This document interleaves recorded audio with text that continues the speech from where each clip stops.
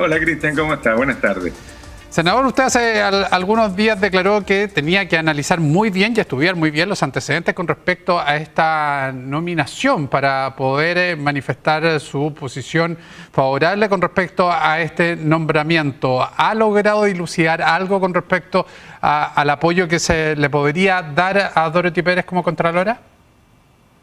No, la verdad que no, Cristian, y no es por dejación, es sencillamente que hemos estado preocupados de legislar en lo que son nuestras obligaciones.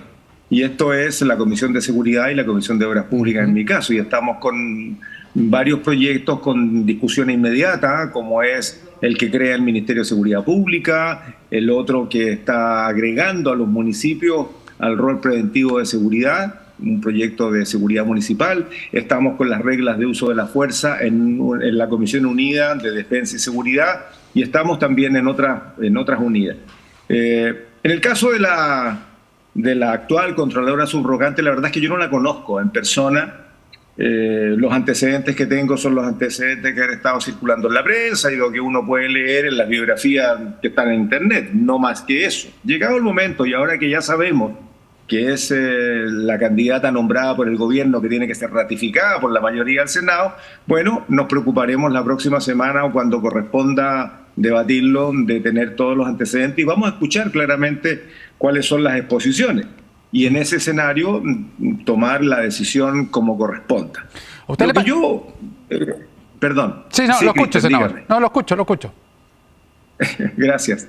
Lo que yo tengo súper claro es que si hay algo que yo no comparto son los nombramientos por acuerdos políticos. Lo dije respecto a la Corte Suprema, tuve que tragarme mis palabras dado la situación crítica por la que podría atravesar la Corte Suprema si faltaban votos para nombrar a los supremos que ya se nombraron y al fiscal, ¿no? Porque lo que ocurre es que ante la posibilidad de que hubiesen pasado de la Cámara las acusaciones constitucionales, tal como pasaron dos, y viene una tercera del ministro Matus, que no sabemos qué va a pasar, podría entrar en falta de quórum la Corte Suprema. Exacto. Imagínese usted un país sin la Corte Suprema. De tal manera que tuve que tragarme mi postura, y bueno, hay que flexibilizarla de tanto en tanto por el bien nacional, ¿no? Y eso fue lo que hice. Ya. Apoyé el nombramiento, aun cuando haya sido por cupos políticos, independientemente que entiendo, por lo que revisé, ambos nombres de ambas señoras son nombres que daban satisfacción desde el punto de vista de su capacidad. Pero en todo caso, los acuerdos políticos a mí no me gustan. Yo soy, y de hecho, la condición para que yo votara fue que el Ministerio de Justicia se comprometiera a presentar el proyecto de ley que modifica el sistema de nombramiento del Poder Judicial. Y yo no solamente hablo de los ministros de la Corte Suprema, hablo desde los ministros de la Corte Suprema, los conservadores, los notarios, los jueces, en fin, toda la cadena de administración y mando. Y falta todavía la Corporación de Asistencia Judicial, que aunque se hayan enojado conmigo, yo dije que eso tenía que terminar. Una corporación de derecho privado no puede estar administrando los recursos de un poder del Estado. Ya, entonces, senador, en este caso...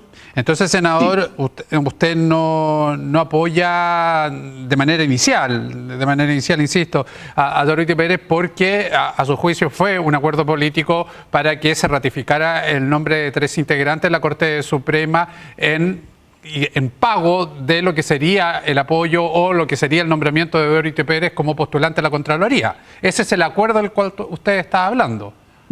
Lo que pasa es que esas cosas no quedan registradas, Cristian.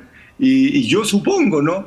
Es lo que se rumorea, que pudo haber habido un tipo de acuerdo en paquete por el nombramiento facilitado de los ministros de la Corte Suprema y que eso tenía que ver con los votos de algún sector político, entiendo que es la derecha, para esta postulación. Estoy suponiendo, porque en el fondo es lo que uno escucha en pasillo.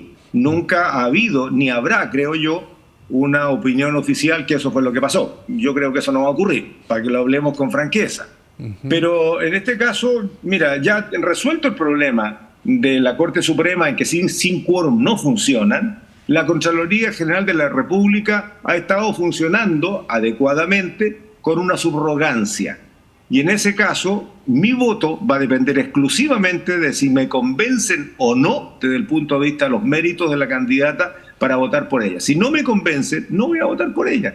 O sea, ya está bueno ya de que de la moneda venga y que ella firme aquí o vote así. No, yo creo que no. Yo creo que uno tiene que votar con absoluta convicción. Y en mi caso, que no pertenezco al oficialismo, ni tampoco nos hemos declarado como partido en oposición, tenemos libertad absoluta para votar en conciencia de lo que nosotros pensemos. Como yo no conozco a la señora Pérez, como no he conversado con nadie respecto a este asunto, me voy a preocupar ahora de estudiar. Así que mi voto no está asegurado en ningún caso y veremos entonces cómo vamos a actuar en consecuencia. Que esto es completamente distinto a la coyuntura que ocurrió con la Corte Suprema, así de claro. Muy bien. Senador, pasemos a otro tema que también es de mucha preocupación y cada vez nos sorprendemos, y a nosotros que nos toca presentar la noticia, la verdad es que es impactante lo que ocurre en el tema de seguridad hoy día. En nuestro noticiario del mediodía tuvimos que presentar a una señora que, a propósito de un abordazo, 70 años, le entraron a robar. Tuvimos que también reportar y detallar una balacera en el barrio Meix a las 11:30 del día. Más. Otra más, ahí con probabilidad de que personas que están comprando tengan ahí algún grado de afectación. Entonces, ¿hasta qué punto, senador, vamos a tener que llegar para poder establecer medidas aún más concretas, más que aún, medidas concretas para poder tratar de bajar esta situación que parece que no nos deja de sorprender día a día en cuanto a acciones violentas, porte de armas, acciones que atentan contra la vida de las personas? Yo creo, Cristian, que hasta el día en que el gobierno se convenza absolutamente que hay que cambiar de estilo de conducción de la respuesta a la inseguridad. Y esto lo digo porque hemos venido transitando como que tenemos que convencer al país que hay que apretar un poquito la mano, que tenemos que convencer a las policías que tienen que coordinarse, que tenemos que convencer a las distintas instituciones, sea el Ministerio Público, las policías, tenemos que convencer a Hacienda para que pueda colocar los recursos en la Agencia Nacional de Inteligencia, que dicho sea de paso parece que no están para nada convencidos, porque estoy revisando el presupuesto, tengo un equipo trabajando en eso y nos damos cuenta que el presupuesto de la ANI es absolutamente decreciente respecto al año anterior. El presupuesto de continuidad, o sea, si el año pasado le dieron 8.900 millones, ahora van a ser 8.900 millones, pero las cosas no cuestan lo mismo hoy día que lo que costaba el año pasado. Por lo tanto, hay que aplicarle los correctores y por lo tanto podemos tener un 10 o un 15% menos de capacidad de acción de la Agencia Nacional de Inteligencia. Y mientras no tengamos inteligencia, vamos a ser siempre reactores de lo que nos pasa. Jamás nos vamos a poder anticipar. Es la inteligencia la que va adelante, metiéndose en la organización criminal. Y eso no se hace de la noche a la mañana. Es re simple de decirlo, pero parece que hay algunas autoridades que no lo logran entender y están todavía esperando que se tramite un proyecto de ley que crea un sistema de inteligencia. O sea, no tenemos un sistema, Cristian. Tenemos una policía de carabineros que hace un poquito de inteligencia para sus cosas. Un poquito de inteligencia con la PDI que hace inteligencia para sus cosas. Y una Agencia Nacional de Inteligencia que fue mal utilizada en dictadura y de ahí para adelante todos los gobiernos en democracia le han tenido terror en colocarle plata a algo que es absolutamente necesario. Ya en democracia no deberíamos tener ese tipo de trancas y las tenemos. Entonces tenemos sistemas dispersos, minúsculos y que hoy día dan cuenta de que no somos capaces de anticipar. Dicho esto, Cristian, la verdad es que nada sustituye la labor y la conducción del gobierno de turno, nada. Nosotros podemos responderle al gobierno con toda la voluntad del mundo para legislar sobre proyectos donde el gobierno es el único que tiene la atribución por orden constitucional, ¿cierto?, de presentar proyectos que tengan que ver con financiamiento público o con modificaciones institucionales. Nosotros en la Comisión podemos tener ideas, pero gigantescas, podemos traer de los mejores países del mundo, tal como hacemos cuando estudiamos comparativamente legislaciones, pero si el gobierno no nos acompaña en eso, no hay nada que hacer, porque si nosotros lo hiciésemos, eso es inconstitucional. Claro. Inconstitucional. Lo que ocurre entonces es que se declara inadmisible, porque justamente es el gobierno el único que tiene la atribución para presentar ese tipo de proyectos. Entonces nos quedamos con proyectos que, oiga, acordamos pedirle al gobierno que haga tal cosa, acordamos pedirle al Ejecutivo que haga tal otra, y más atribuciones no tenemos. y no que seamos inútiles. Nosotros tenemos la capacidad de legislar sobre aquellas materias que no tienen que ver ni con financiamiento ni con orden institucional. Exactamente. Y dentro del gobierno, senador, ¿quién falla entonces? ¿Quién está encargado de la seguridad pública en este país? ¿Falla la cabeza del gobierno, el presidente, no agilizar también todas estas medidas? ¿Dónde usted ve la mayor debilidad dentro de este espectro del gobierno? Yo creo que es una falla bastante sistémica, porque en primer lugar está, creo, porque este no es un tema que nos esté cayendo ayer, ni que sea un problema al día de hoy, esta es una cuestión que se viene dando en conjunto con el fenómeno migratorio masivo. Ahí se nos meten las organizaciones criminales camufladas entre medio de una ola migratoria donde no había ningún control fronterizo. Si yo quiero ir a Canadá, o usted, Cristian, quiere ir a Estados Unidos, a Australia, a Nueva Zelanda, no pasa, pero por ningún motivo, por ninguna frontera, ni las marítimas, ni las aéreas, ni de ninguna parte. Los controlan. Sin embargo, nosotros tenemos una frontera de alrededor de 1000 kilómetros entre Bolivia y Perú, que está absolutamente abierta y sigue. ¿Han mejorado las condiciones? Sí, tenemos Fuerzas Armadas dispuestas en aquellos pasos regulados, pero tenemos 42 pasos no regulados y tenemos además toda la cordillera de los Andes. Sí, sigue entrando gente. En ese contexto, lo que nos ha venido ocurriendo saturó y sobrecalentó nuestro esquema institucional completo.